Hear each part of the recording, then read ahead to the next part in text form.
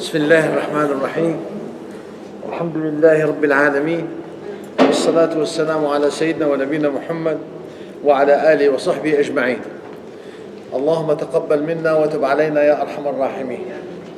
اللهم أعنا على ذكرك وشكرك وحسن عبادتك، ولا تجعلنا مولانا من الغافلين عن ذكرك ولا عن طاعتك، وتب علينا واغفر لنا وارحمنا. Today, inshallah, we're going to talk about an-nafs, the soul of the person.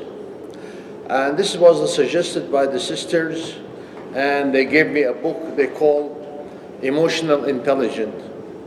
In Arabic, there is no clear indication to how we translate this, but it looks like al-idrak al-nafsi or al-idrak al-hissi or something like that, or تفاعل النفس البشرية مع يعني المجريات والأمور والحوادث. What I like to note is that this particular term, which is called emotional intelligence, it was not known until 1964. In 1964, there is a gentleman by the name of Michael Bildock. He had mentioned this in one of his newsletters that it was published in 1964. But then in 1995, there's an author who took this and made a book about it, and his name is Daniel Goleman. Daniel Goleman, in 1995, made a book with that particular title. It's called Emotional Intelligence. And all what he studied in that book, and people like him, what they have done is that they studied the human nature, Bani Adam in general. And what they have done is they divided a human reaction to certain things into 5 categories. Okay? So all the people in the world, they divided them into 5 categories according to this particular study. And this category is, I forgot it, I was late, so I apologize. Barakallah.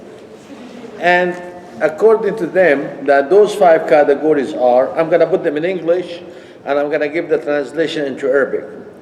Neuroticism, it means that نفس غير سعيدة عندها قلق وغضب. You see, they call it a neuroticism. The second kind of soul is called openness. This openness, that a person is open and he would love to have fun and he would love to have an adventure. Category number 3, they call it consciousness. And consciousness, those are the type of people who they are مرتب منظم, they don't like لا يحب المفاجآت, those people, they call them consciousness, and then the 4th one, they call it extroversion. Those extroversion, those are the people who they are positive thinking people, and they like to be known, they like to show off, but they are good people, إيجابي ديناميكي ملفت للأنظار in Arabic. And number 5, they call it agreeableness. Agreeableness, this kind of person is kind, nice, he is not stubborn, he does not like to go against the people, he can go along with it. So those are the 5 categories, and then the whole entire book will talk about those kind of personalities, those 5 personalities, and how they react towards certain things. If something happened to him this way, the first one will act this way, the second one will act that way, and they made all those kind of studies. Now, after reading the book and reading all of this, Jazakallah khair, sister gave me a big homework. It took me about a week and a half to go through it. I found out, I made up some remarks that Western scientists, when they study things, they study the result of things. Now, as you requested me, I'm gonna talk from Islamic point of view versus the American or the Western point of view toward this particular subject. So now we know where we're going. So the Westerns or those scientists, they study the result, how people behave, how people live, how people do this, how people do that, and then the cause of it. From Islamic point of view, the main difference is that Allah subhanahu wa ta'ala and the Prophet sallallahu deal with the soul and the person to start with, rather than I'm dealing with the result. No, I am dealing with the person who is doing the result. Okay? So Allah subhanahu wa ta'ala and the Prophet is directing the talk to me, and then they're trying to straighten me up personally. And then when I'm straightened up, my result will be straightened out. So Allah subhanahu wa ta'ala, for example, in the Quran, He spoke about an-nafs itself. He said, وَنَفْسٍ وَمَا سَوَّاهَا فَأَلْهَمَهَا فُجُورَهَا وَتَقْوَاهَا. Now, it's recognition from the Quran that the soul could be good or it could be bad. The soul in the ayat of the Quran is a representation of the person himself. Okay, so we're talking about a nafs, we're talking about a person. Allah subhanahu wa ta'ala said in the Hadith Qudsi, فَمَنْ ذَكَرَنِي فِي نَفْسِهِ ذَكَرْتُهُ فِي نَفْسِي. You know? So here is we're talking about a person from the point of a nafs or a soul or whatever you want to call it. So Allah subhanahu wa ta'ala had recognized, or Islamic point of view recognized, that the person could be good and could be bad. The one who is good is going to go to Jannah, the one who is going to be bad is going to go to hellfire. Now, the Westerns, they're talking about the result and how to fix those kind of result. We are talking about not the result and to fix the result, we're talking about the person himself and how can be fixed. Okay, we already said this, so that person, what does he consist of? And where are the problems? The person consists of brain, and some of the scholars, they said brain and heart and the human flesh, the jasad. Okay? Al-aqlu wal-qalbu wal-jasad. There are other people from Islamic studies, they put the brain, they put the heart and nafs, and then they put the flesh or the body. Okay? So those are 4 points. So now, since we already talk about the human being, he only consists of those 4 or 3 things. Now, the problem is he going to live with is going to be one of those 4. So if his brain is twisted, his brain is not understanding Allah, then he will have kufr. Kufr is in the mind, in the aql. He will have shirk, association with partners with Allah subhanahu wa ta'ala. Association with partners of Allah is in the brain. Okay? So here when the brain is wrong, then you have wrong in the behavior because of the brain, because you are controlled as a human being. You are controlled with your brain, your heart, or your flesh, or your soul, or whatever you want to call it. Soul and qalb is all together to some scholar. Now, when you are twisted brain, you have twisted kind of living. Al-kafir, al-mushrik, al-munafiq, he has something wrong up here in his block of belief. Now, also leaving this one alone. We're not talking about whether it is good or bad, or you have the proper belief or you have the wrong belief. But let's say this is a person who has this kind of, he has the aql. Now, let's talk about al-heart. The heart will be also have diseases. Some people in nature, you could see them in the little kids without having any other effect. Some of them will be a forgiving person. Some of them will be generous. Some of them will be stingy. Some of them will be hatred. Some of them will be easily be satisfied. Others will be difficult to live with, you know. So this is the heart. So this kind of those conditions of the heart, whether it could be good or it could be bad. Some people, they said that's also the soul. Some people, some of the scholars of Islam, and they could talk about that a nafs, the soul, is controlled by the body or by the flesh. Meaning is that the body has two type, has something can go wrong. They call them ash-shahawat al-hissiyya for the body. Ash-shahawat hissiyya. That when I get hungry, I need to eat. And when I'm thirsty, I need to drink. And also I have the need to get married to be satisfied. Those are, they call them ash-shahawat hissiyya, something that the human nature or the human flesh is required. Here they come, so when you're hungry, the soul will tell you, if you don't have money to eat, go steal. So those scholars, who they made the behavior of the soul according to the need of the body. So when you need courtship and you don't have a wife, he will tell you to go and do adultery or go do something else. Or when you are hungry, go steal to eat or whatever. So you get affected from the body desire into the soul. So the soul will order you to do what the body is required. That's what.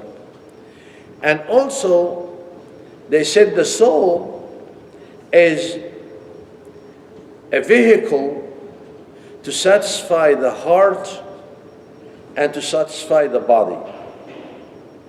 The soul is the vehicle.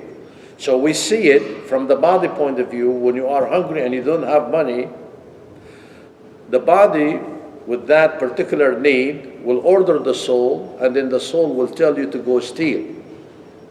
That's the effect on the body, on the soul. Now we have what we call the effect of the heart on the soul. To revenge from somebody. Somebody did you something wrong. You want to go hurt him. So that's a disease of the heart that will tell the soul to go revenge from that guy. Also, when the heart tells you that you need to love, that will affect the soul. So here are the human being. The human being has a brain, has a heart, has a soul, and has a body. The soul, to some of the scholars, is an entity by itself. The reason of that is because Allah subhanahu wa ta'ala addressed the soul in the Quran from three parameters, from 3 points of view. Allah subhanahu wa ta'ala in the Quran said, "An-nafs al-ammara bis-su." An-nafs al-ammara bis-su, that came in Surah Yusuf alayhi salam, that this nafs will always tell the person to do something wrong. It will push it to do something wrong. The scholar of Islam, like I said, an-nafs al-ammara bis-su could be controlled either by the heart or could be controlled by the body. Other scholars, they said, no, an-nafs has three controllers: the brain, the heart, the body. If your brain, if your aql is twisted, is wrong, that's going to affect the soul. If your heart is twisted, that will affect the soul. if your body needs, that will affect the soul. So the soul is the one mutual or under the control of all those three. So when Allah subhanahu wa ta'ala said, النفس الأمارة بالسوء, why would it be أمارة بالسوء? Why that particular soul will order the person to do something wrong? Because his block of belief is wrong. That's why his soul is doing or permitting him to do something wrong. Or his heart is sick, or the need of the body is in control of him because he does not have a brain, does not have a heart. So an-nafs al-ammara bisu always tell the person to do something wrong. And Allah subhanahu wa ta'ala, when he said in the Quran, on the tongue of Yusuf alayhi salam, inna an-nafsa la'ammaratun bisu, some other scholar of Islam took that statement from the Quran, took that ayah from the Quran, and they derived to something, we're going to come to it later on, which is, if the body of the person is not controlled by the Sharia of Allah subhanahu wa ta'ala, then the soul will go astray. Okay? Inna nafsa li'ammaratun bisu illa man rahim rabbi, meaning except the one who controlled that particular soul with the rules and regulation of Allah, by the system of Allah, by the Sharia of Allah, and by the wahi al-nabawi wal-wahi al-Qur'ani. Okay? So this is how I interpreted the ayah. The second part is that Allah subhanahu wa ta'ala addressed in the Quran about the soul, an-nafs al-lawwama. Nafs al-lawwama, some of the scholars took it, that this nafs is mu'mina. It's a good. So here, let's go back to the three parameters, al-aql, al-qalb, al-jasad. Nafs al-lawwama, that means the brain is good. The brain believe in the aqidah, in the proper aqidah, believe in la ilaha illallah Muhammad Rasulullah. They have that belief. But what happened is that his iman is not very strong. So when his iman is not very strong, his heart is not very strong, and the one in control of an-nafs will be the flesh or al-jasad or the lust and desires that he has. So this person that has that nafs al-lawwama, when he does good, okay, it will come and will blame him. Why didn't you do more of the goodness? Okay, because of the iman that he has in the brain. And if he does something wrong, also that this soul will blame that person. Why did you do wrong? Because of the iman that it has. Okay, some of the people said, do we find that in the Quran, or we're talking about, this? The scholar, they said, we find that in the Quran. Allah subhanahu wa ta'ala said, وَأَوْرَثْنَا الْكِتَابَ الَّذِينَ اصْطَفَيْنَا مِنْ عِبَادِنَا. أَوْرَثْنَا الْكِتَابَ. أورثنا الكتاب. Al-Kitab here, the scholar, they have different idea of interpreting the kitab. Some of the people say, أورثنا الكتاب, that means those people are believers, because they have inherited the book of Allah, or they are inherited the aqidah of Allah, or they are inherited the system of Allah subhanahu wa ta'ala, and manhaj al-Rabbani. Otherwise, Allah subhanahu wa ta'ala will, what is the book that they have inherited? The book of aqidah, the book of iman. Okay, they inherit. وَأَوْرَثْنَا الْكِتَابَ الَّذِينَ اصْطَفَيْنَا مِنْ عِبَادِنَا. And also those are the chosen people. So will Allah subhanahu wa ta'ala choose people who they are bad? No. Will Allah subhanahu wa ta'ala give the people to people who they are bad? No. So those group of people are good people, are believers. The brain, the first part, the aql, is good. They follow the system of Allah subhanahu wa ta'ala. ثم أورثنا الكتاب الذين اصطفينا من عبادنا فمنهم ظالم لنفسه ومنهم مقتصد ومنهم سابق بالخيرات.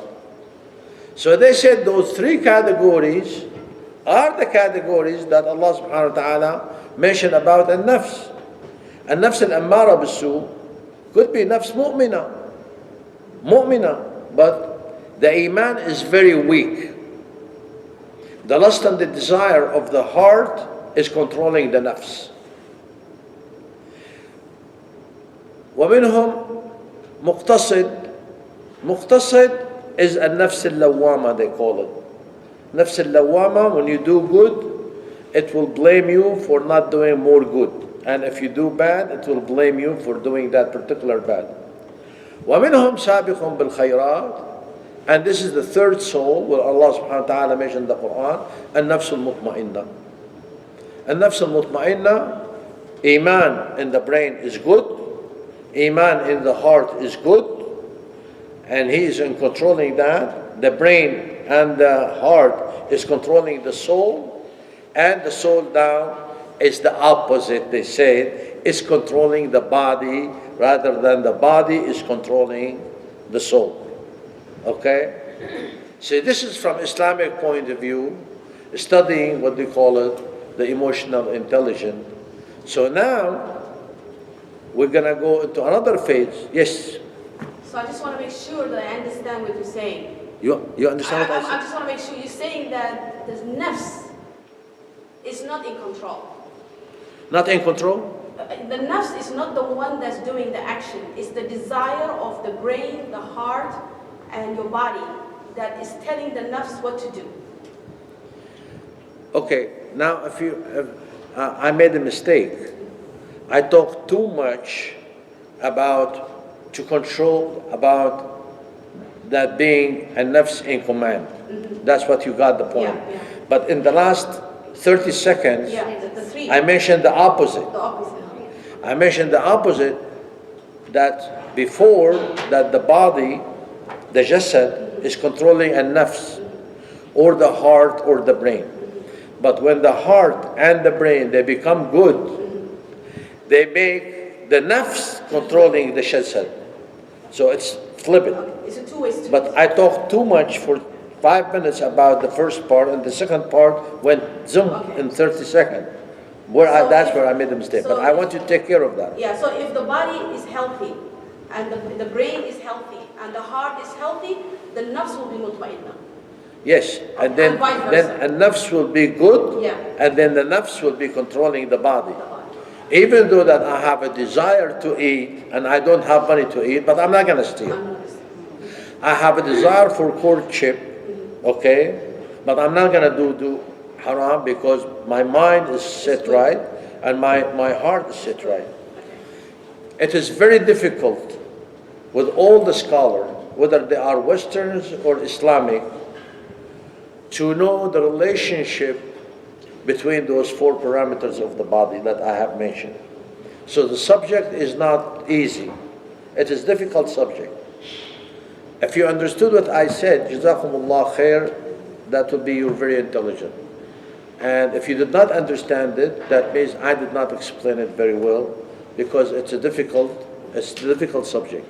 Now, if you read on the subject, and some people want to read, I want to tell those people who they do not speak Arabic, and they do not seek Arabic resources, remember the first point that I mentioned. If you're talking to a Western people, or non-Arabic or non-Muslim people, they're always going to concentrate on the result. Islamic point of view, we will concentrate on the cause, on the effect. You see, on the cause. We concentrate on the person himself. We concentrate on the brain to fix it, to make it good. We concentrate on the heart. You see? So when we concentrate on those two things, then ultimately when you control those, you control the result and you control the behavior. Western, they're not talking about how to control, how to convince the brain and how to convince the heart. They talk about that we have this particular problem, how we're going to solve it. So they talk about all their studies, that what I have came to, they're talking about finding solution for all those results. So people are doing crime, okay, they call them, they're sick people, they put them in jail, they put them this and that, and they try to treat them. Some people, they try, and then the biggest problem, Allah يطول عمرك ويجزيك الخير ويعطيك الخير. And the biggest problem is that they are using drugs to control people or to control the human being. In Islam, we have a different situation. Okay, if I bring you this, I need to go to the second point to illustrate my point. The Westerns believe that there are some diseases that are not curable. Okay? So from their study, they tell you, if the person, when he is a little boy, he starts lying too much, this guy is a liar by nature. Okay? So you need to reprimand him, to punish him, to do something to make him stop. They choose that. In Islam, we don't choose punishment to do that. We will go ahead and treat the brain and the heart by connecting the brain and the heart with Allah subhanahu wa ta'ala, connecting the brain and the heart with the Jannah, عرضها السماوات والأرض. Some little kids, when they were, little kids, they take all the toys. You call them selfishness. Those are, by nature, they are selfish. Now, all of us by nature are selfish to some degree, because this is created within our soul, حب البقاء, which everybody recognizes. I have to survive. But you'll find the believer, when his brain is correct and his heart is correct, he sacrifices all his wealth, all his life for the cause of Allah. So what made him overcome his stinginess, his selfishness? The way that we treated the brain and the heart. You see? So that's why the difference between Islamic study and Western studies, we always go to the heart. To prove that is being man. Some of the kids, whenever you tell them, he scream and he yell and he gets mad. You see them in those little kids. And some of those Western, they said, well, this person is mad by nature. He's nervous, always nervous. He's always unhappy. So they classify him. How to treat him? Give him tranquilizer. Give him something to calm him down. They inject him with chemicals. They inject him with drugs. In Islam, no. In Islam, the proof of that is, a guy came to the Prophet ﷺ. He said, Ya Rasulullah, advise me. The Prophet ﷺ said, La taghdab, don't get mad. So the person stopped for a while, and then he came to the Prophet and said, Ya Rasulullah, advise me. The Prophet ﷺ said, La taghdab, don't get mad. Then he waited, came for the third time. He said, advise me. He said, La taghdab. Now, the hadith is authentic, no doubt. So here is a situation. If getting mad and getting nervous is something you were born with and cannot be treatable except with drugs like the Westerns do, if this is true, that means the hadith of the Prophet, وَالْعِيَاذُ بِاللَّهِ, it doesn't make sense.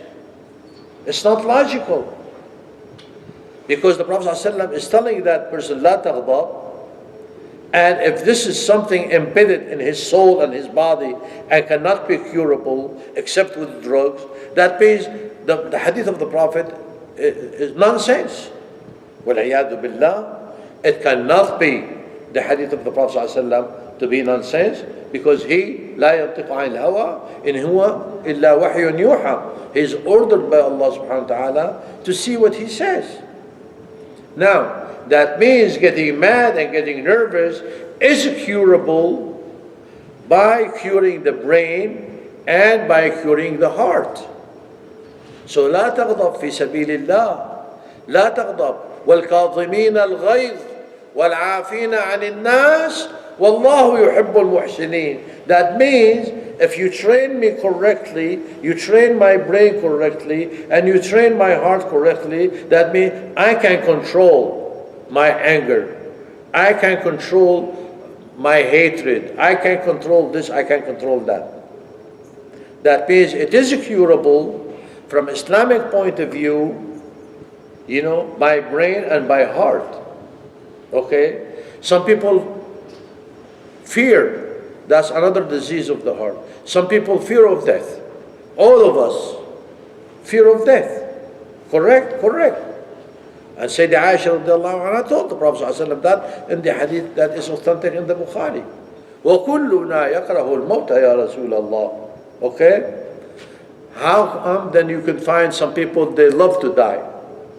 When the person went to that leader of the Rome or the Persian leader, he said, we came to you with people, they love to die, they love death as you love life. Why? Because you already cured the mind, you convinced the mind that if I die, I am not dead. When I die in the cause of Allah, I might be dead to you. In actuality, I am dead. But in reality, I am not.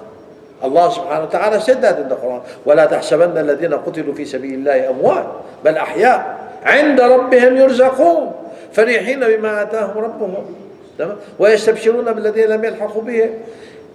So they are alive, but not alive in your eyes. They are alive in the eyes of Allah subhanahu wa ta'ala, and in reality they are alive. And the Prophet ﷺ told us about it. So here, when you convince the brain, you convince the heart, what is embedded in your body from your creation as you hate to die, that will go away.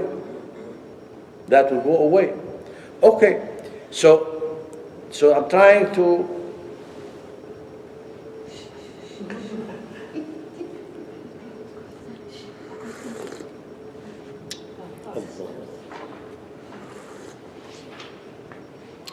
So what I'm doing, I'm trying to illustrate the differences in study between Westerns and from Islamic point of view. Islamic point of view, we always concentrate on the brain and in the heart. A guy came to the Prophet ﷺ, hadith reported by Muslim Imam Ahmad, the hadith is authentic. A guy came to the Prophet ﷺ, a young guy, strong. He came to the Prophet and he said, Ya Rasulullah, Ya Rasulullah. That means he said, Ashhadu an la ilaha illallah wa anna Muhammad Rasulullah, and he's a believer. Okay. He said, Ya Rasulullah, what do you want? I'dhan li bizina. Give me permission to do something wrong, to fornicate or to do adultery. I'dhan li bizina. The scholar who talk about this particular hadith, they said, the guy is so much, and I don't know how to, so much in hate, put it this way, to the point that he came to the Prophet ﷺ and asking him for permission because he wants to do it. So what does the hadith say? فَجَعَلَ الْقَوْمُ يَزْجُرُونَهُ ما stop.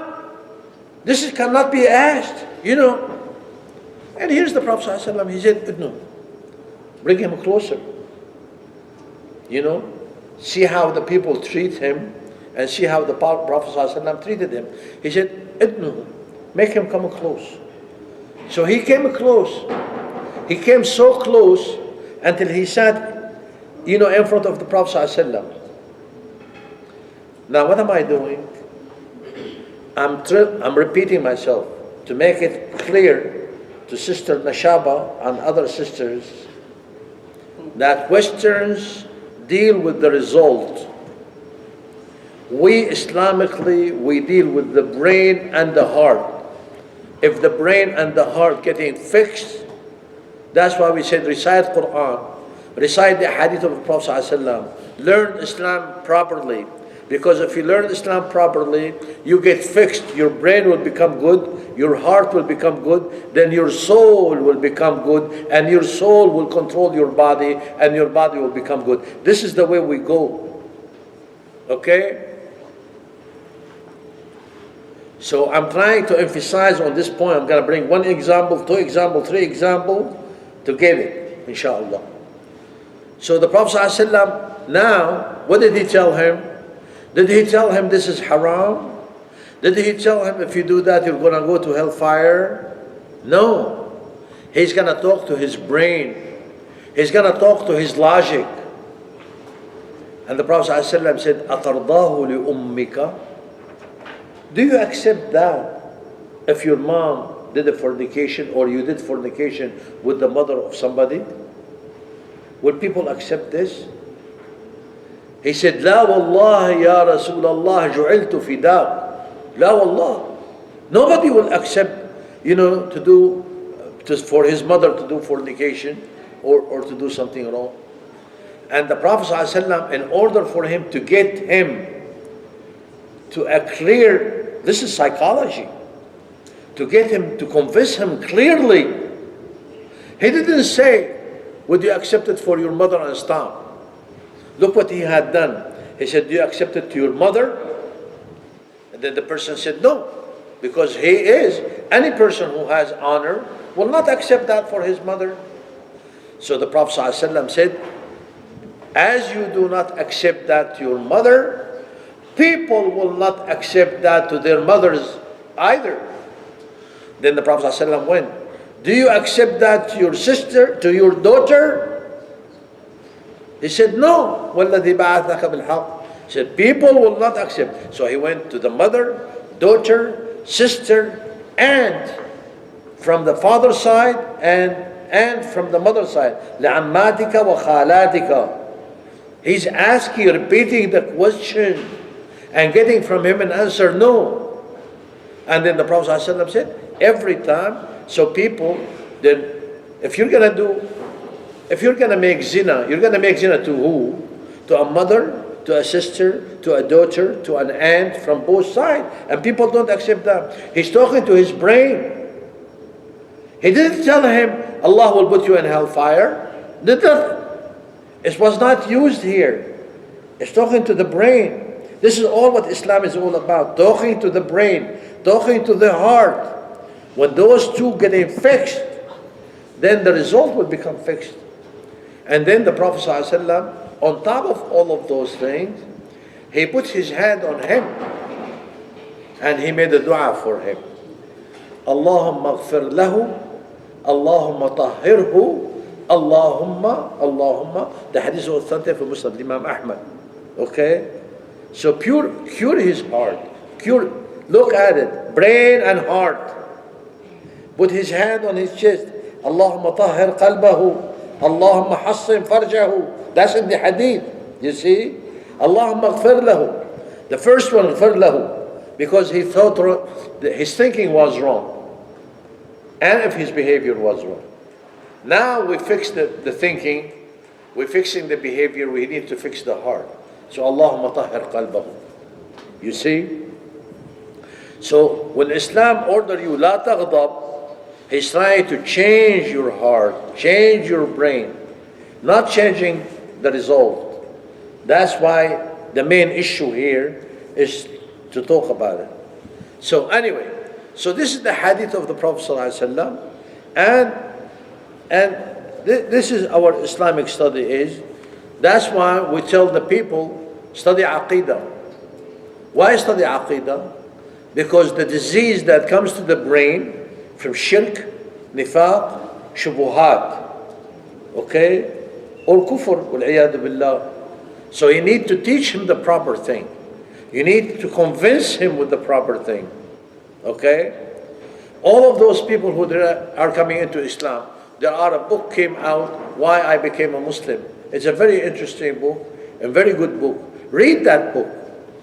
What would you find? That people move from shirk, from non-believers to believers. By what? By energizing, exciting their brain to make them think.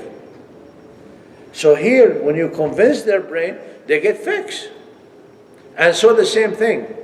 The heart has diseases. How to fix those diseases? By the Quran and by the Sunnah. The heart, what's the disease of the heart?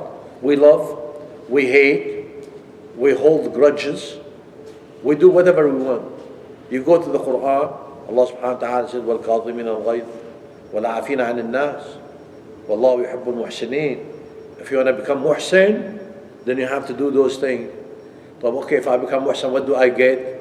Jannah, عرضها السماوات والأرض وعدت للمتقين, and so on. And Allah subhanahu wa ta'ala will tell you that. So always, to control the human behavior, you have to connect that with the brain and with the heart. You fix the brain, you fix the heart, you fix everything else. You fix the behavior of the person. Okay? Not the other way around. Now, any question? I think, Brother Abnel, Huh? I think the biggest mistake that we make as Muslims is we think we say La ilaha illallah and our aqidah is good. And that's why I really, like the fact that you taught us about aqidah before you taught us about emotional intelligence. No. Because everything we have, the problems we have, whether it's adult or youth, is because our aqidah is not correct. No. And as a result, we go sideways. I would like to rephrase your sentence. Okay. Rather than to say our aqidah is not correct, our aqidah is not complete, not correct. It is not complete, and we don't understand it fully, okay? But there's a difference between I don't understand it completely or fully, between to start with is wrong. To start with, inshallah, we're not wrong. We believe Allah is the one and the only one. We worship Him. We know He is the Creator, He is the Ilah, and all of that. But to know more, yesterday in Khutbah al-Jum'ah, somebody came to me after the Salah and he said, can you give me a title for the khutbah? I said, what title would you have? He said, I don't know.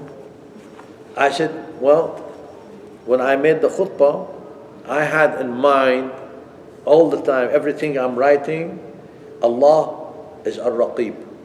I'm explaining the word Allah is Ar-Raqib. This is all what I want. Allah is Ar-Raqib. Even though the title of the khutbah was أَلَا يَظُنُّ أُولَٰئِكَ أَنَّهُمْ مَبْعُوثُونَ لِيَوْمٍ عَظِيمٍ يَوْمَ يَقُومُ النَّاسُ لِرَبِّ الْعَالَمِينَ. Okay, that when I believe that I'm gonna be resurrected on the judgment day, and to stand between the hands of Allah, I need to ultimately then, I know that Allah is Ar-Raqib. It's watching everything I believe in, watching everything I have in my heart, and watching everything I do. You see?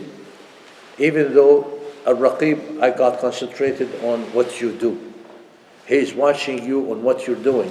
But also Allah subhanahu wa ta'ala is watching your heart, watching your intention, watching the way you talk, and why you talk it, why you said it. And then the ayah, أَلَا يَظُنُّ أُولَٰئِكَ أَنَّهُمْ. And then the scholars said, I think one of the best tafasir ever, and that's my opinion, is tafsir al-Tahrir wa-Tanwir li-Ibn Ashur. Al-Tahrir wa-Tanwir li-Ibn Ashur is one of the best tafasir, rahimahullah. He died not too long ago, but he's one of the recent ones. But it looks like he had collectively gathered in his tafsir all the most important point on all the other tafasir and put it there. Imam ibn Ashur, Al-Tahir ibn Ashur, rahimahullah, he said, the most important thing about this ayah, that Allah subhanahu wa ta'ala did not put those three ayat as one ayah. He made them three ayat. أَلَا يَظُنُّ أُولَٰئِكَ أَنَّهُمْ مَبْعُوثُونَ آية. لِيَوْمٍ عَظِيمٍ آية. يَوْمَ يَقُومُ النَّاسُ رَبِّ الْعَالَمِينَ آية. Why? Each one has to be by itself to show the strength and the importance of it. Okay? It's not like all together. Each one is important. So when you think, now here, talking to the brain in the same token, when you're talking to my brain, you're going to be resurrected. That's a fact. You have to believe in. If you believe in that fact, That fact itself has to straighten your life. If you're going to be resurrected and you're going to stand, you're going to be resurrected. There will be a very great day, a day like none others. True, the judgment day, it is not like the day of the dunya, it's not like the days of the akhirah after that. Because Allah subhanahu wa ta'ala said in Surah Ma'arij, that particular day, that's why the scholar, they said, is it different? All the days of al-akhirah are the same? No, they're not. The judgment day, 50,000 sana, 50,000 years. But the rest of the days in the akhirah, Allah subhanahu wa ta'ala said, Wallahu a'lam, that's one of the scholars said, كَأَلْفِ سَنَةٍ مِمَّا تَعُدُّونَ. Some people took كَأَلْفِ سَنَةٍ مِمَّا تَعُدُّونَ, they gave it a different interpretation. Okay? But either way, that particular day is a special day. If it is not, it's only for this ayah. لِيَوْمٍ عَظِيمٍ. This yawm azim. And when the Prophet ﷺ was so scared in that particular day, what did he say? إِنَّ رَبِّي قَدْ غَضِبَ الْيَوْمَ غَضَبًا لَمْ يَغْضَبْ مِثْلَهُ قَبْلَهُ وَلَمْ يَغْضَبْ مِثْلَهُ بَعْدَهُ. That hadith give you how significant is that particular day. Because the Prophet ﷺ said that Allah subhanahu wa ta'ala غضب in such a way that he did not get mad in any day since the beginning of the creation before and since the rest of the creation بعد. So that gives it specialty. ليوم عظيم. Why it is يوم عظيم? يوم يقوم الناس لرب العالمين. And then we have to talk about what does it mean يقوم, and has another explanation, another study for the word yaqumu, that. But when you're talking to a person and you made him believe that he's going to be resurrected and he's going to be held accountable, he's going to stand between the hands of Allah subhanahu wa ta'ala.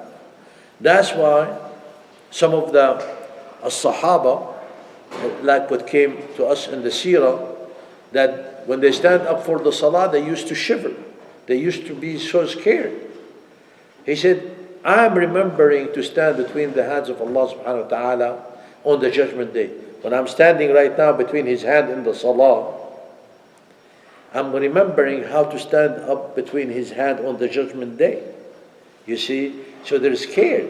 They are ashamed of themselves to stand between the hands of Allah, and they have that many mistakes or that much wrong, So anyway, so when you believe that you're going to stand up and you're going to be asked, you're going to be questioned, by whom? Wallahi, if the FBI called me right now, I'll be scared. Be true. If they came to take me from my home, I'll be scared. What are we going to do?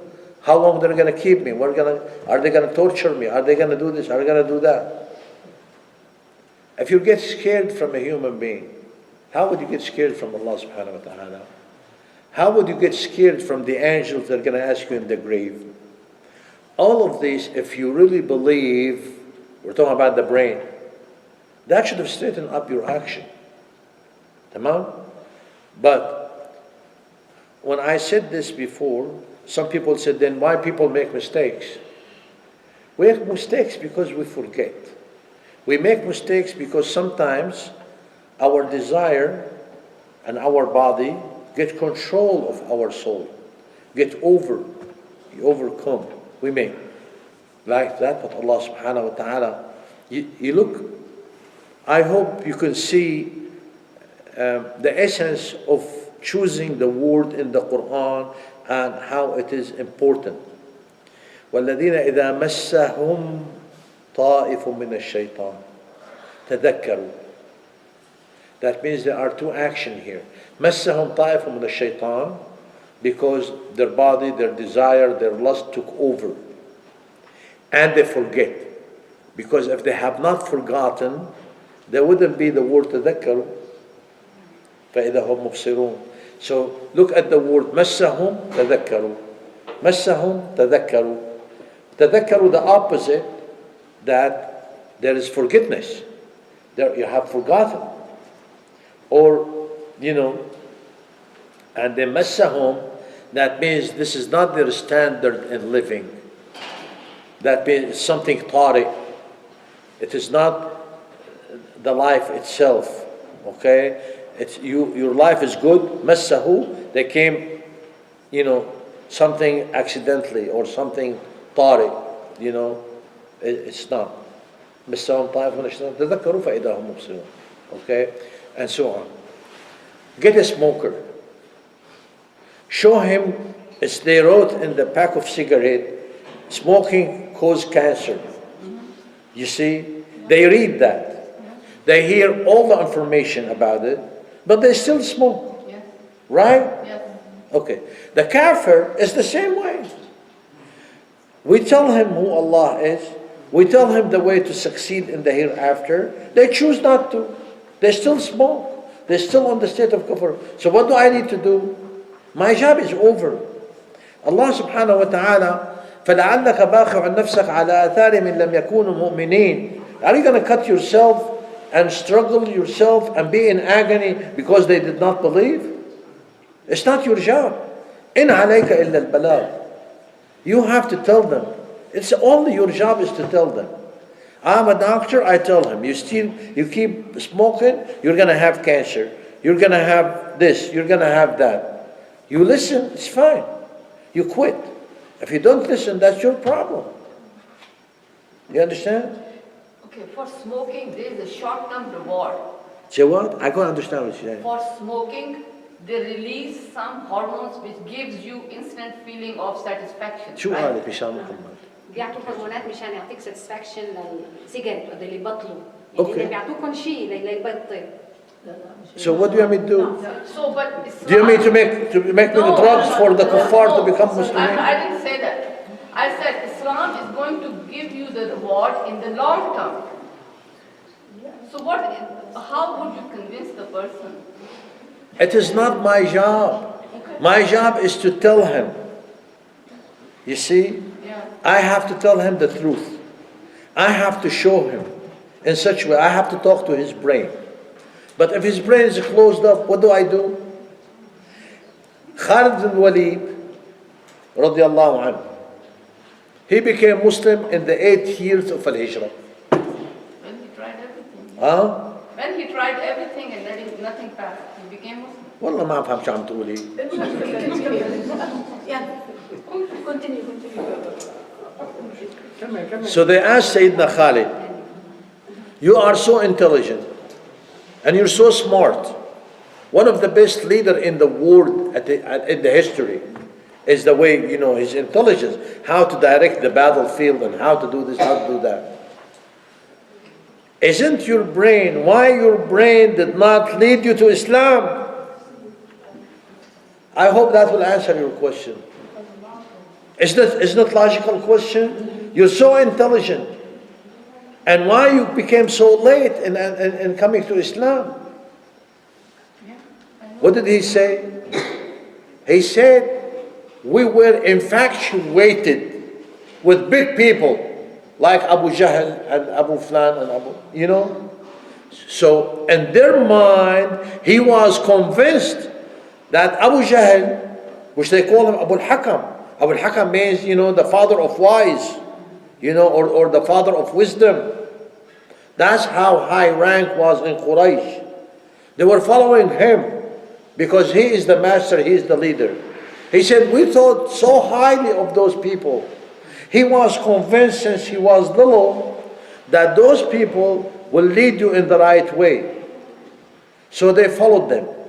It took him so long to change his mind, to change his point of view.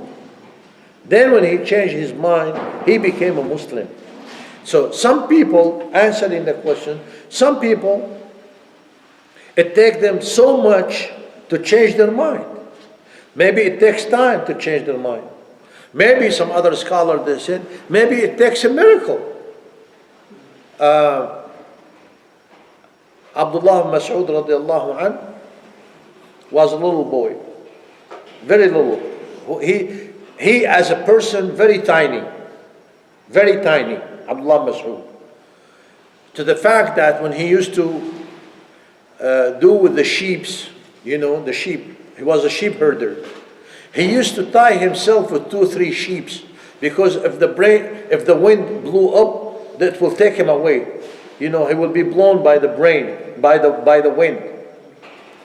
That's why he used to tie himself not to be blown away with 2, 3 sheeps.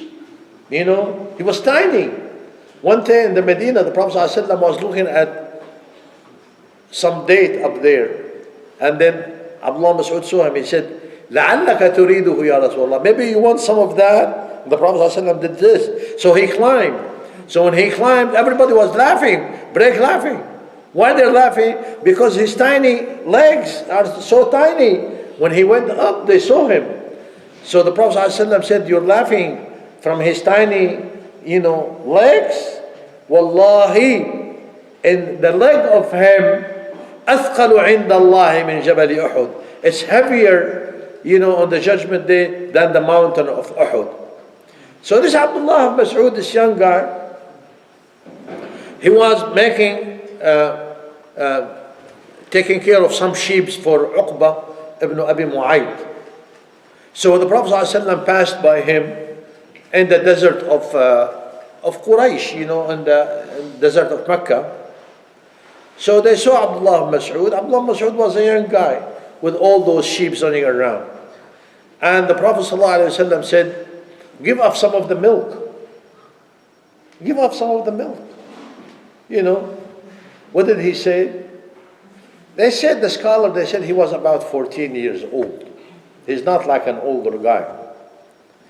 And he doesn't know the Prophet ﷺ. He does not believe. He's still working with Uqba bin Abi Mu'ayd. He said, Inni mu'taman. I'm responsible. I was trusted with those. So, and it doesn't belong to me. I cannot give you any milk from these. The scholar said that to show the goodness of his heart. So the person who has goodness in his heart, it's easy for him to believe. So the Prophet ﷺ said, don't you have a sheep that does not have any milk? Because the milk belongs to your master. Well, give us some sheep. It doesn't have any milk. So Abdullah Mas'ud said, here's one. Is so sick. Does not have milk. Okay. So the Prophet ﷺ took it and وَمَسَحَ عَلَى ضِرْعِهَا. He passed his hand and he made Bismillah and he made some dua. And Abu Bakr with him only, and Abdullah Mas'ud with him. And Abdullah Mas'ud is not a believer. And then they see slowly that the other is making full a little bit by little bit, getting full of milk a little bit by little bit. And Abdullah Mas'ud is looking at it. He cannot believe. And then when it became full, the other became full of milk, he said, well, milk this and give us. Okay. That does not belong to that guy anymore. So he milked it and made it so much, So the Prophet ﷺ drank, Abu Bakr radiallahu anhu drank, and Abdullah ibn Mas'ud drank. So Abdullah Mas'ud, he drank, he couldn't believe it. He said, who is this guy? To Sayyidina Abu Bakr. So Sayyidina Abu Bakr radiallahu anhu, he said, Hada Rasulullah. What does he invite us to do? La ilaha illallah Muhammad Rasulullah. He said, Ashhadu an la ilaha illallah Muhammad Rasulullah. Some people, it takes them a miracle to be convinced. Some people just telling them the fact, they are convinced. All the people now around the world nowadays that they're getting Muslim by what? By miracle? No. They're getting Muslim by using the brain, by showing them the fact. Some other people are becoming Muslim by comparison. I believe in this. Well, logically, this is not right. So there must be something else. So they start searching, This is what they call it by comparison. And so they find Islam, and then they became Muslim, because of comparison. Now,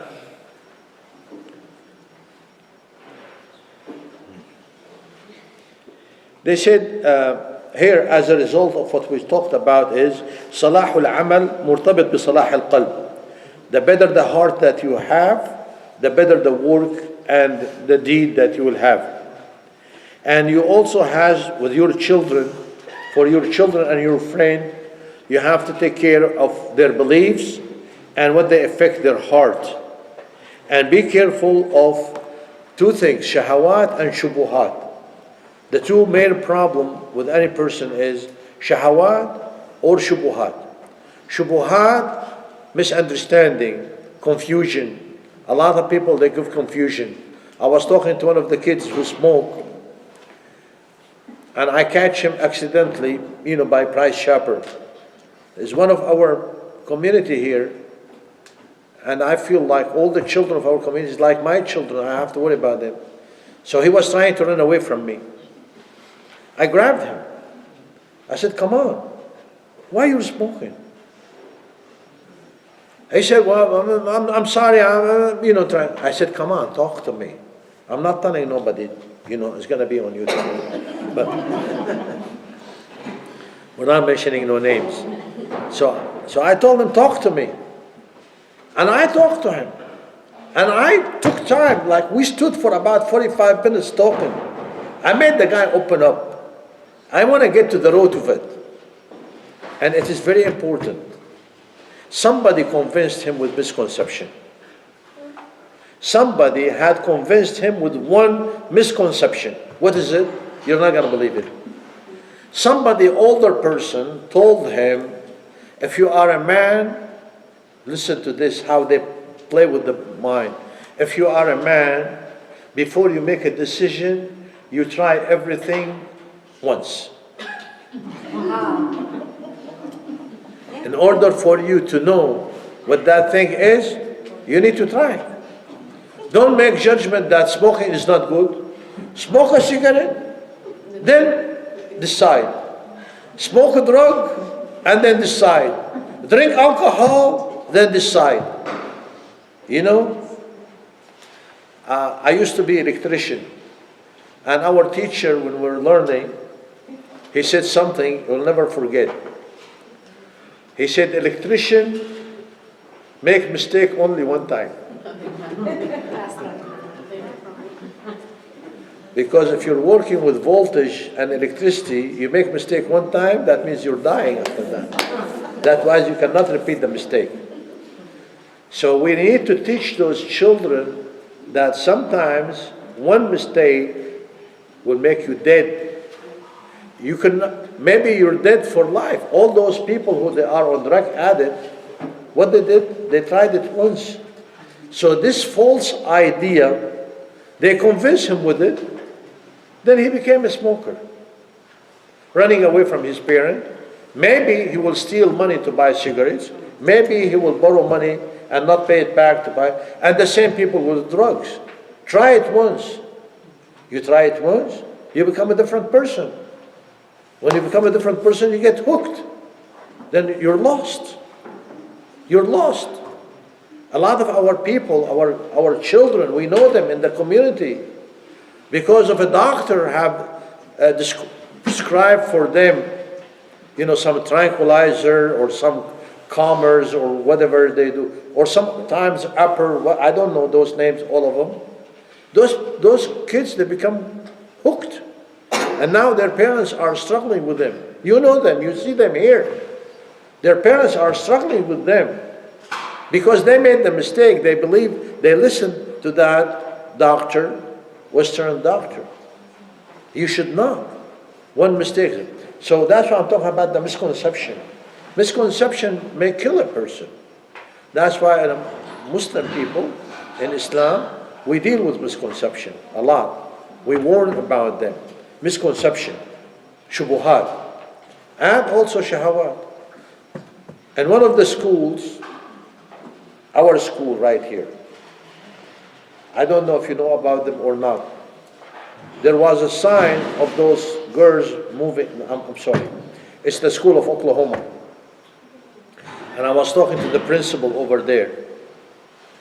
The girls are starting removing their scarf when they leave the school. Why? Their parents, their mothers, they're having a scarf. The school is Islamic school and all of that. Why those girls are removing their scarf when they leave the school? Why? So they made an investigation. To make this long story short, they found out that they have hired one teacher who is a mathematics teacher. They hired her in that school. And that teacher did not tell them. She did not tell them to remove their scarf. She was asking them a question. You are a good person, you don't lie, you pray 5 times a day, you do this, you do that, you believe in Allah, you believe in the Quran, you believe in this. You're good people. Do you think Allah will put you in hellfire if you remove your scarf off? What kind of God is going to take away all the good deed that you have done and put you in hellfire just because you removed your scarf? You see the misconception? She did not tell them to remove it, but she gave them something to think about, something devilish. That's why Allah subhanahu wa ta'ala said in the Quran in Surah An-Nur, وَلَا تَتَّبِعُوا خُطُوَاتِ الشَّيْطَانِ. Khutuwat. Because start with you step by step, until you get to it. So, the girls start thinking, then start removing. Yes, I pray, I'm a good person, I don't lie, I don't cheat, I don't steal, I don't. Allah subhanahu wa ta'ala is Ghafurun Rahim, Allah subhanahu wa ta'ala is Latif, Allah subhanahu wa ta'ala is Wadud, Allah. He's not going to put me, in hellfire because I removed my scarf, so let's remove it. So they leave the school, they remove it. Rather than to answer every misconception that we have, I have to say something, which is, do not listen, do not give your ear to anyone unless they are Muslims and they are trustworthy. Put that in the mind of your daughters and your children. Don't take information from nobody. Take information from us, or take information from somebody who we trust. You see? If you give them that, like in the American society, what do they teach their children? Do not go with any stranger. Do not open the door to any stranger. Do not talk to stranger. Do not eat candy from any stranger. Give them general statement. We as Muslims supposed to do that. We have to immune our children from listening or giving their ear to anybody who is not Muslim. That's number one. Number two, even some of the Muslims, they're not understanding correctly, so we have to tell them, even when we are a student, our mashayikh used to tell us, Jazahumullah khair, barakallahu fihim, do not take your deen from anybody unless they are trustworthy and the ummah had agreed on.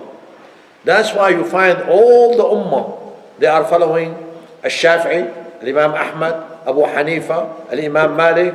Why? Because with my religion, I have to trust with it somebody who's the ummah have trusted. The whole people have trusted. God forbid, when somebody have a disease, where does he go? He goes to the best doctor.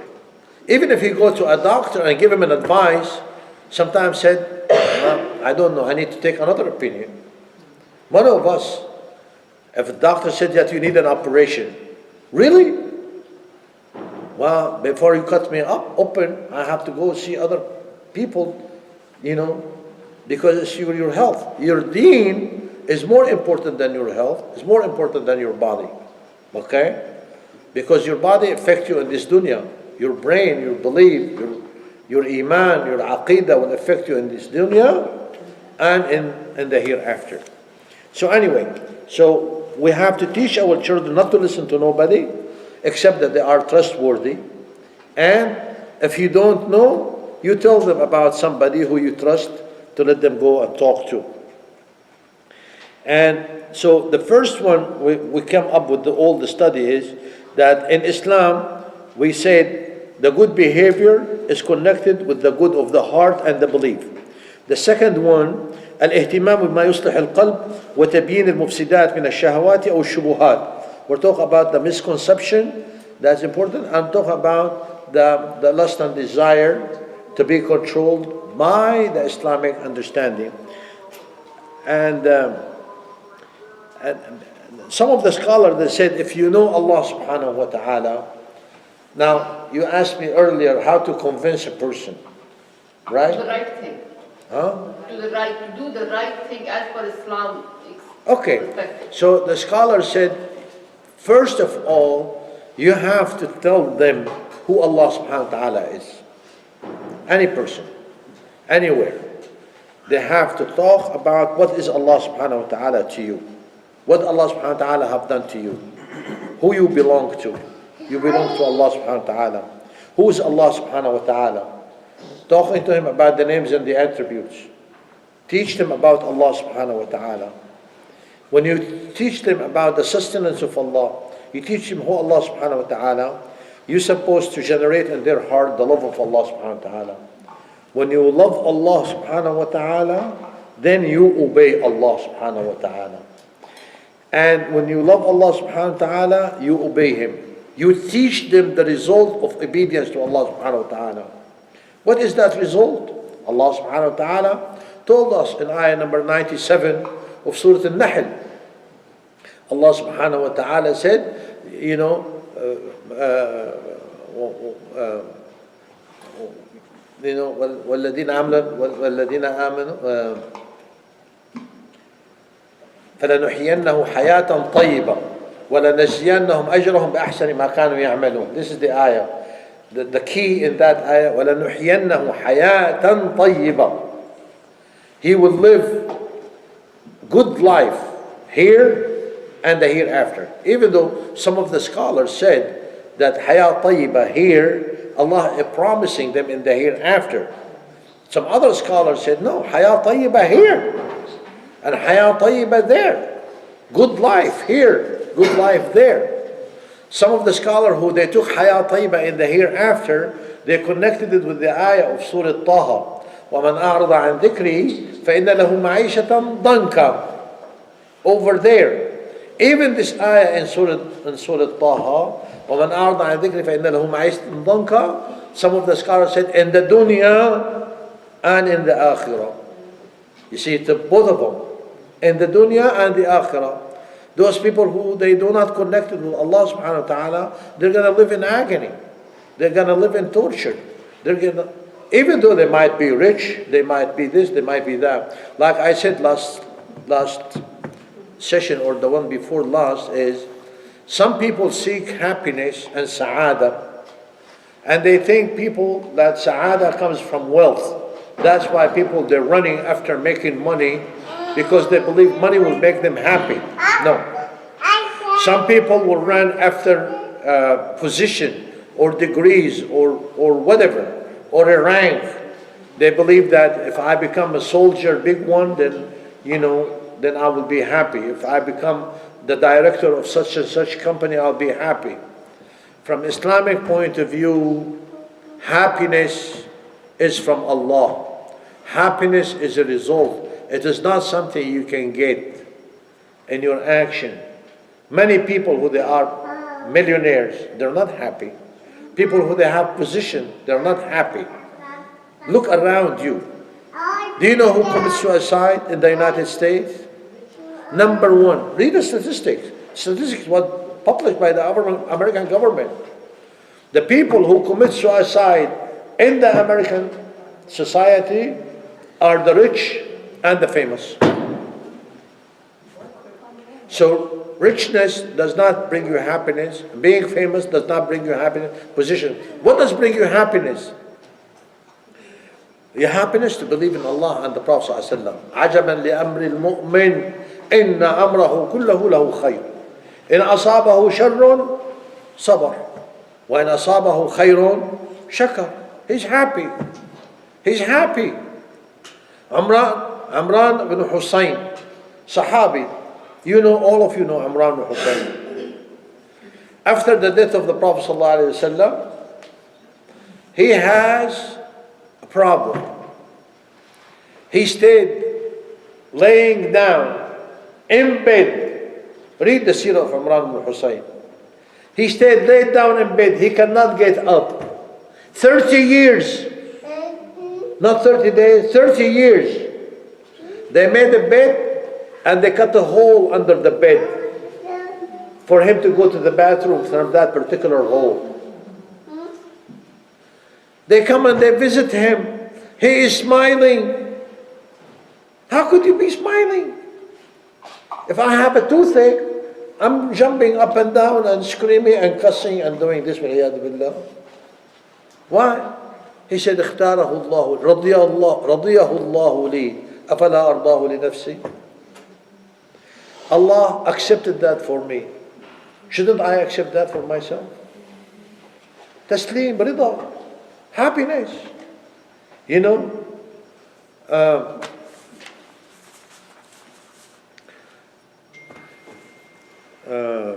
one of the Sahaba, I just forgot his name, that he was sent to some of the kuffar, and one of the kuffar have stabbed him on the back with a spear. He stabbed him in the back. The point of the spear came out of the chest. What did this guy say? He said, Fizdu wa Rabbil Kaaba. Who hit him? A guy, his name is Jabbar. You know? Jabbar later on said, that's his name, he said, I became a Muslim because of his word. He said, how did you do that? He said, Jabbar, when I hit him with that spear, and he said, Fistu wa Rabbil Kaaba, I'm talking to myself, I just killed him. What do you mean he succeeded? And he is swearing that he succeeded by the Lord of Al-Kaaba. So that's an oath. What do you mean he succeeded? I just killed him. They explained to him that he died in the cause of Allah subhanahu wa ta'ala, so he succeeded by having the Jannah because he died in the cause of Allah subhanahu wa ta'ala. When they explained that to him, he became a Muslim. You see? So Jabbar ibn Salma, the guy who killed him, his name. So anyway, so to convince the brain, it will, you know, straighten up the act. This is. علي صوتك ما بسمع. Okay, I will. Can you hear me? راح اجيب سماعات مشانكم.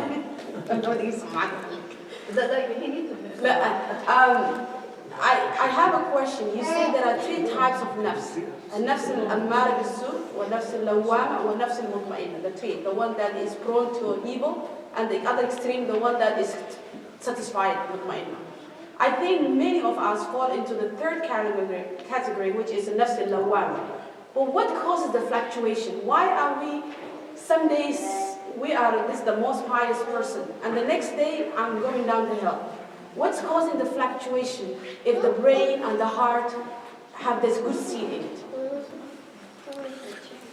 It's the struggle. The scholar, all of it, they said it's a struggle between the call of your iman and the call of this dunya. Okay? And Jazakillah khair for mentioning that, because there's a hadith I was going to mention but I've forgotten it, but now with your question I remember it. The Prophet ﷺ said in the hadith,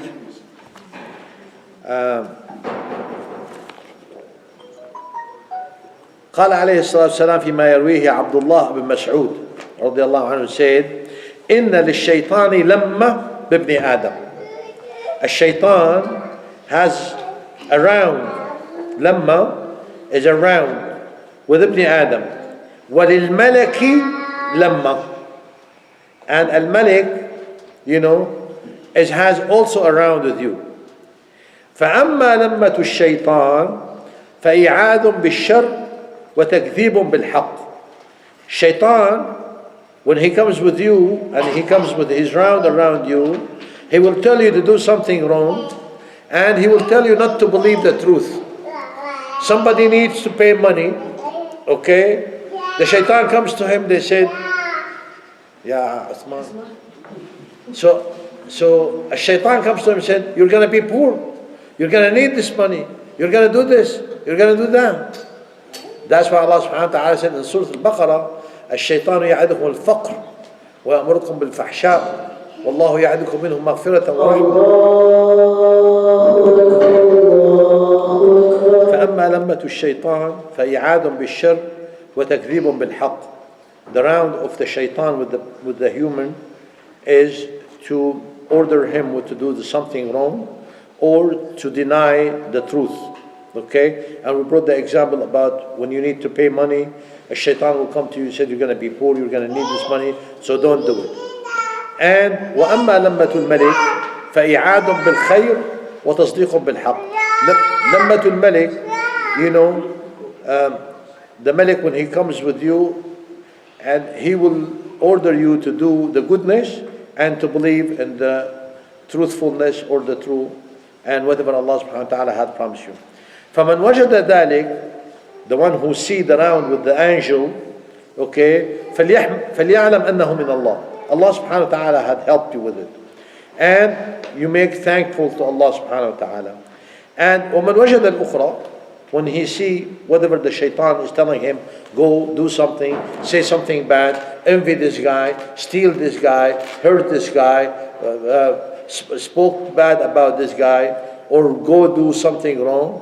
If you see that in your heart, فَلْيَتَعَوَّذْ بِاللَّهِ, ask Allah subhanahu wa ta'ala, he seek refuge from Allah subhanahu wa ta'ala من الشيطان الرجيم.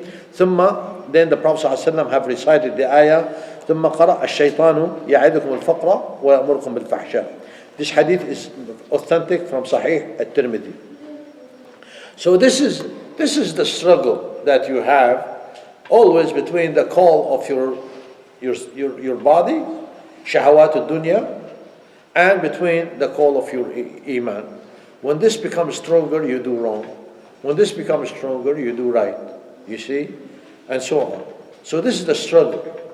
And the biggest struggle, that's why some people do not understand the hadith.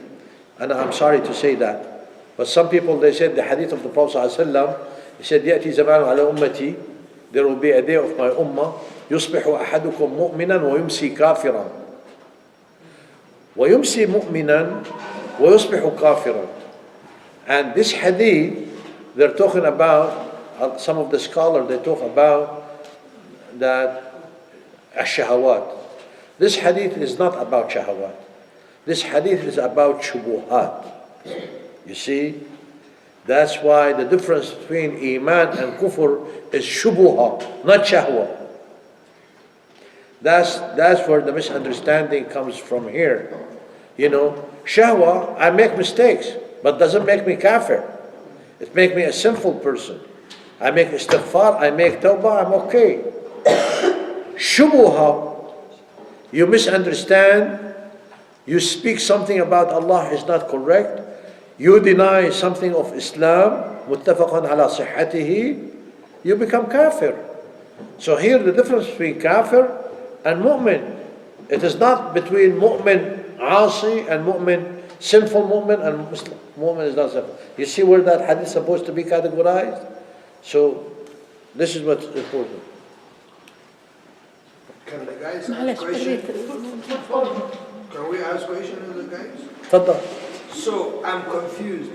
When you speak to somebody about Islam, is your goal to take the responsibility off of you or to convince him to be Muslim? Hold on here. Okay. I have no power to convince anybody. Okay. All my job is to talk about Islam, but I am responsible to talk about Islam intelligently, to speak about Islam rightly. Some people, and I'm sorry, I'm going to take a little detour, but forgive me. I know I can push my luck with you. I love you so much. Jazakallah khair. Some people right now, they're twisting the information about Islam to make Islam appeal to the others. That's not your job. You're making big mistake by misrepresenting Islam. Okay? You're not responsible. You're responsible to say what Islam truly is all about. Second part.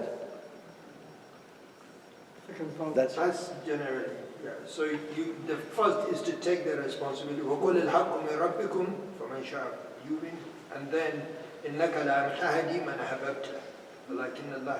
But people, just like you say, they just want to convince people. But it's just to speak the truth from Allah and let the hidayah be on Him.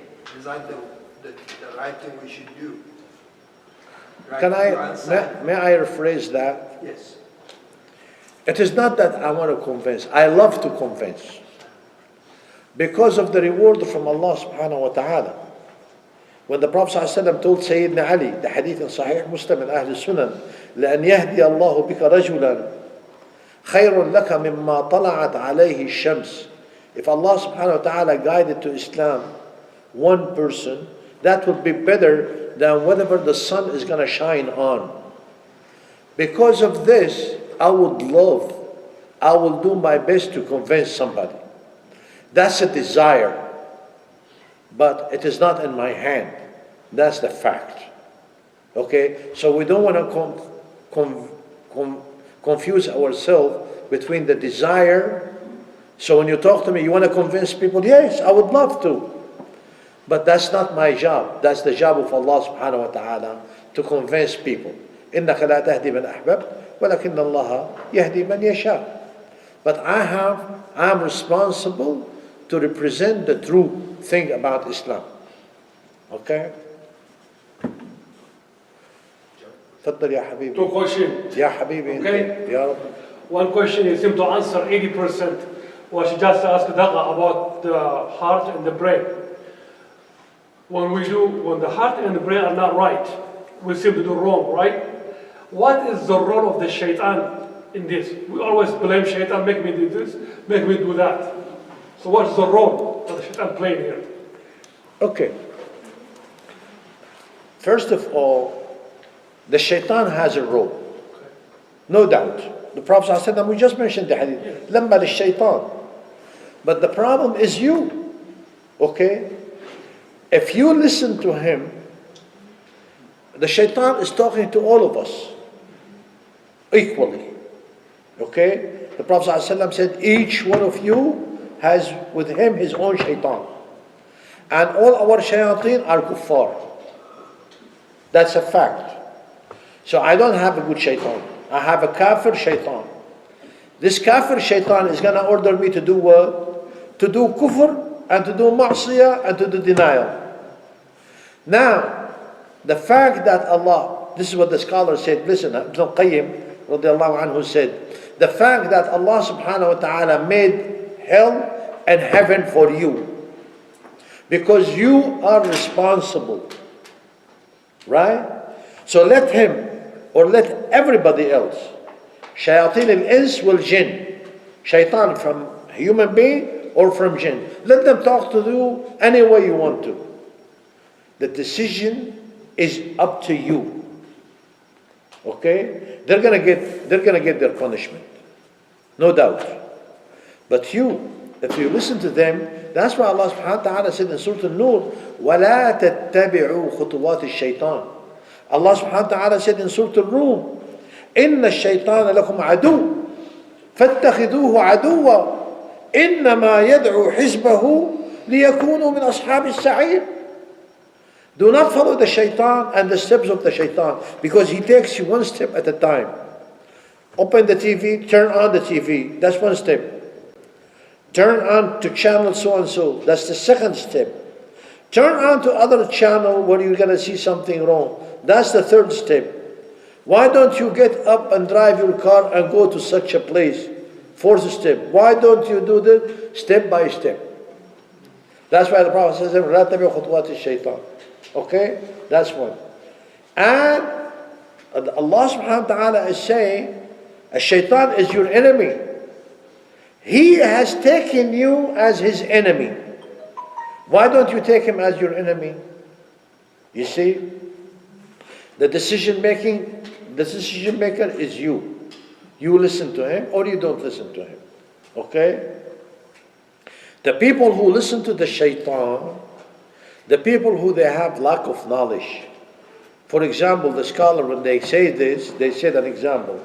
Why people steal? because the shaitan told them, go steal. Also, he decided to steal because he has twisted information. What is the twisted information he had? If he believed that his rizq is already assigned by Allah, if he believed that his rizq is going to get it, no matter what. The Prophet ﷺ, Jibreel alayhi salam came down and he said, Prophet ﷺ, إن روح القدس قد نفث في روعي أنه لن تموت نفس إلا وتستوفي رزقها وأجلها. The Prophet ﷺ said, Ruh al-Qudus, Jibreel alayhi salam, has just told me, he made it known to me, that no soul, that's the rule of Allah. This is an ultimate promise from Allah subhanahu wa ta'ala. No soul will die before it will get every penny was assigned to it from Allah subhanahu wa ta'ala. تستوفي رزقها وأجلها. To get every penny and to get every second of its life. Nobody dies before his time. And nobody walks away from this life less time or less money. You see, that's a promise of Allah. If you believe in that, you believe in what Allah subhanahu wa ta'ala said in Surah Al-Zariyat, رزقكم في السماء وما توعدون فورب السماء والأرض إنه لحق مثل ما أنكم تنطقون. Your rizq is already assigned by Allah. If you believe that, if you believe the hadith that's reported by Bukhari, the Prophet ﷺ said in the hadith in the Bukhari, يجمع أحدكم في بطن أمه 40 يوما ثم يكون في مثل ذلك علقة ثم يكون في مثل ذلك مضغة ثم ينزل ملك من السماء فيقول أي رب شقي أم سعيد أي رب ما رزقه ما عمله فيكتب الملك فينفخ فيه الروح جفت الأقلام وطويت الصحف. That's it, done. You believe in that? Then why do you steal? You steal because you have weakness in your heart. Weakness of yourself. Because you love money, you love wealth, you love this, you love that. So when your love becomes stronger than your iman, everything you said you believe in. Everything you said, you and me believe in. So why do we do something wrong? Because our lust and desire became stronger than our iman. Is that the question, or am I answering something else? What's the second question? This is from Friday khutbah. Is it allowed to ask or not? تفضل, sir. All right. This thing he said, I can sleep. You talk about you are responsible for what he said and for what he takes from people. There is no forgiveness for this, even if you make Hajj, even whatever you make, right? No. Now, does this apply to non-Muslims too? If you not taking the saying, I'm not worried about taking, okay? About talking. Would this apply to non-Muslims or not? The scholar, Ridwanullahi alayhim, they said, let me give you an example. You have a gun, you went to a house, you killed 3 people in that house, and then you stole the house, okay? And you burned the house. When somebody is caught in that, what's he going to get? Number 1, he's going to get the crime for manslaughter. 30 years, 40 years, 50 years in jail. If they charge him with stealing from the house, that would be ridiculous. Right? And even if they charge him, what are they going to do? They charge this guy. I was listening to the news the other day from Europe that there was a guy was in prison for 300 years. 300 years? What are we talking about? Nobody's going to live 300 years. So, what I'm trying to get to is that your biggest crime, you're going to be charged for. The rest becomes insignificant, right? Okay.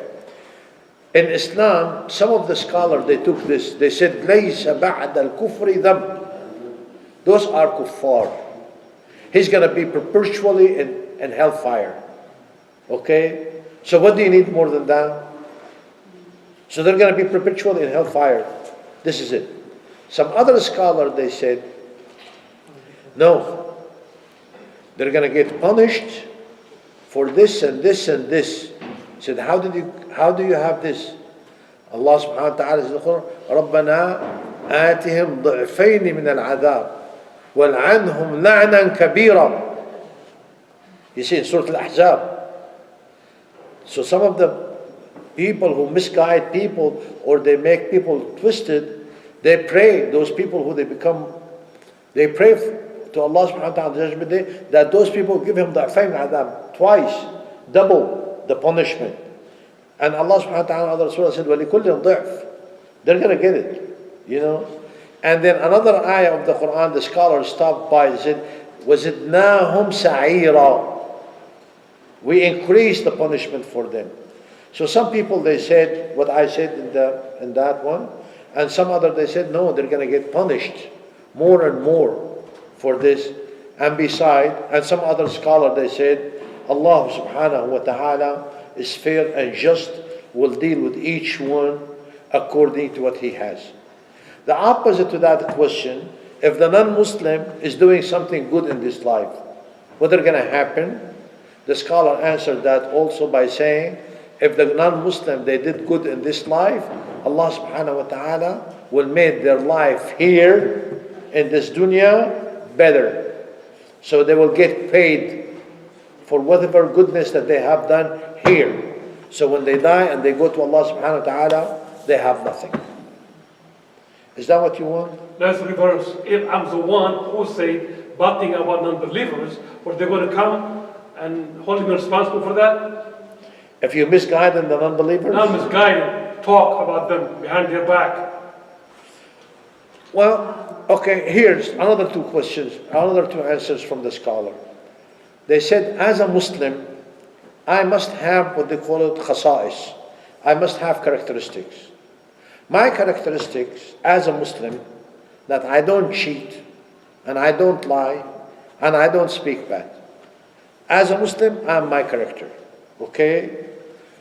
And then when Abdullah Mas'ud radiallahu anhu, they recited the ayah, وَالَّذِينَ هُمْ عَنِ اللَّغْوِ مُعْرِضُونَ, he said, this is the style of the Muslim. عَنِ اللَّغْوِ مُعْرِض. With the kuffar, with the believer, with anybody, he does not do laghu. Period. Even though laghu was described as singing or described as laghu from the Arabic point language is anything that is unuseful or not good or might lead to something wrong. Okay? Laghu. So this is the style of a Muslim. I don't lie. Are you asking me I should lie to the non-Muslim? No, you should not. Should I steal from the non-Muslim? No, you should not. Should I speak bad about the non-Muslim? No, you should not. Because you are violating the Muslim character. You're violating the Muslim practice. You should not. And besides, if my behavior is going to be wrong with the non-Muslim, how am I going to invite him to Islam? You see? They said, even though they said that in Germany, when they are accepting some of those migrated people from overseas, one of the caseworker, she said, they made an interview with her, she said, she's a Christian. She said, all those immigrants coming from overseas, all of them are Muslims. They said, we don't lie, we don't cheat, we don't do this, we don't do this, we don't do that. Islam is beautiful, they believe in Allah, Allah is the sustainer, Allah is this, Allah is that. Those are the biggest liars. They claim they don't work, they work with cash, and they come and they get benefit from the government. We give them 3 bedrooms, they live 2 families together, and they rent another 3 bedroom to somebody else, and they're making money. They call this, they call that. They're the biggest liar. They're the biggest cheater. They're the biggest this, they're the biggest that. How do they expect me to believe in what they're saying about their deen? True. True, isn't it? If we live Islamically, if we live right, now, I said it before, I'll say it again. Do you know the biggest number of Muslims on earth at one time, who are they? The people who they became Muslim by trade, not by the army. Indonesia, Thailand, and all of those, what they call it, East of Asia countries, they became Muslim. There are millions. How did those people become Muslims? Do we have a Muslim army went over there and convinced them? No. The traders who they went over there to buy spices and tea from them, they saw them. They don't cheat, they don't lie, they are kind, they are nice, they are this, they are that. They love them. They start imitating them. What makes you this way? Islam. How do I become a Muslim? I want to become like you. Say ashhadu an la ilaha illallah and learn Islam. You see? So they became Muslims. I visited in Thailand a city, big city, thousands of people in it. It's called Cotabato. Look up in the search. Why do they call it Cotabato? They said there was a guy who came, and this was used to be a small village. He came here. His name is Ahmed al-Katib. That was his name. And he started spreading goodness. You know, he bought a farmland. He hired people to work for him, and he used to give them food, and he used to give them this, and then everybody. Then he made a school. Then he invited them to Islam. It became a city. They named it for him, Cotabato Ahmed al-Katib. You know, imagine thousands upon thousands. Now we are talking about the internet, about this gentleman from Kuwait, doctor. You know, he went to Africa. 5,000 schools opened there. So many hospitals and clinics. You know, I forgot his name, you know, but people are praying for him. People are making istighfar for him. He spread Islam in Africa. One guy is doing more than all those people who are trying to make those people are Christian or non-Muslims. It's the way they act. سبحانك اللهم وبحمدك لا إله إلا أنت نستغفرك ونتوب إليك ولا حول ولا قوة إلا بالله العلي العظيم جزاكم الله خير